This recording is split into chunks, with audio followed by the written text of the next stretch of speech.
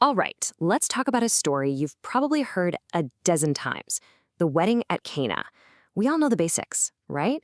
But what if I told you the whole running out of wine thing was just the tip of the iceberg? Yeah, there's way more going on here.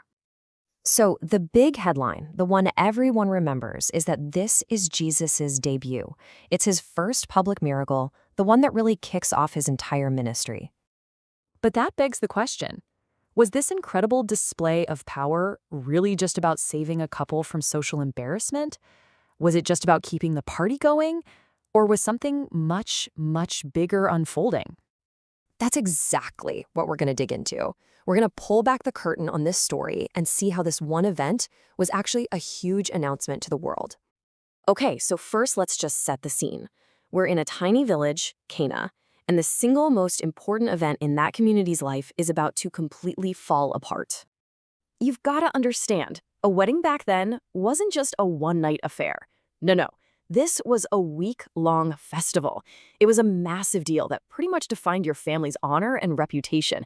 It was everything. And right in the middle of it, disaster strikes. Jesus' mom, Mary, she just states the fact. So simple. They have no more wine. But wow, behind those words is a social catastrophe. Running out of wine wasn't an oops. It would have brought deep, lasting shame on the host family. We're talking total humiliation. So naturally, Mary turns to her son, fix it. But his response, it's kind of weird at first. He says, "Woman, why do you involve me?"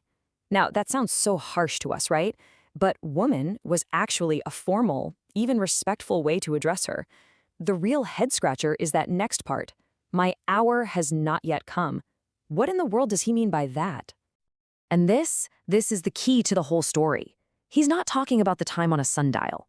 Throughout the Gospel of John, whenever he mentions his hour, he's talking about his ultimate destiny, the cross, his death, and his resurrection.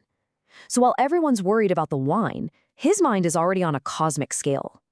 Now, even with that cryptic answer, Mary seems to get it. She just turns to the servants and says, "Do whatever he tells you."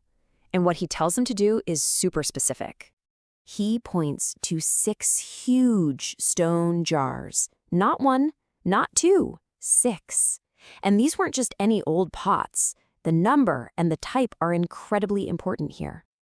See, these jars had a very specific job. They held the water for ceremonial washing, for the Jewish rites of purification. They were, in a very real way, symbols of the entire old religious system, of all the rules and rituals. And here is where it all clicks. Jesus tells the servants to fill those jars, the very symbols of the old way, with plain old water, and then, boom, he transforms the water of ritual into the wine of celebration. It's a total upgrade, from the old way to the new way. This brings us right to the heart of it. The Gospel of John, which tells this story, doesn't call this event a miracle. It calls it a sign. And believe me, that one word changes everything. Think of it like this. A miracle makes you say, wow, but a sign makes you ask, why? A sign is a symbolic act that's pointing to something bigger. It's an action packed with meaning, meant to reveal who Jesus really is and what he's here to do. So what was the sign pointing to? Well, it was revealing 3 massive truths. 1, the time of joy and celebration has finally arrived. 2, Jesus himself is at the center of this new age. And 3, a whole new covenant, a new way of relating to God is starting right now. And just think about how he did it. This is so cool. He didn't just bring in new wine barrels. No, he took the actual containers of the old system, the purification jars, and used them to create the new thing. He's saying the old way of ritual is being transformed into a new way of joy.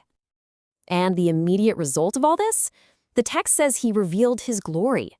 It wasn't just a magic trick for the party guests. It was a glimpse of his true, divine nature for his followers. And for them in that moment, seeing was believing. Their faith was locked in. So when you put it all together, the picture becomes crystal clear. This story was never about saving a party with a last-minute supply run. Here's the bottom line. The wedding at Cana wasn't about solving a catering crisis. It was the grand opening of a whole new spiritual age. It was Jesus announcing that the era of rigid ritual was over and the era of real relationship had begun. The water of obligation was being replaced by the wine of sheer joy. And that leaves us with one final thought, doesn't it? If this is how he starts, by transforming the water of old religion into the wine of new life, it really sets the stage for his whole mission. It makes you wonder, what else was he about to turn completely upside down?